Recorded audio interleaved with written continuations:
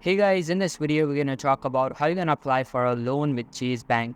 So make sure to watch this video till the end and let's get started. So here you can see that I'm on the official website of Chase Bank. To apply for a loan, first you will need to log in with your account on the Chase Bank website. Simply log in and follow this step. Chase Bank provides a My Chase loan feature in which you can apply for a loan without credit card check, lower monthly APR for you, and not advance or early payoffs. To start, simply open up the Chase Bank mobile app. Make sure that you are logged in with your account. Then steps for mobile and websites are the same. So I'll show you with the mobile version. So after logging in, go over to the My Chase Loan feature. Here, enter the amount of how much you would like to apply for along with its purpose. After that, tap on the blue button and then 3 loan options will appear on your screen.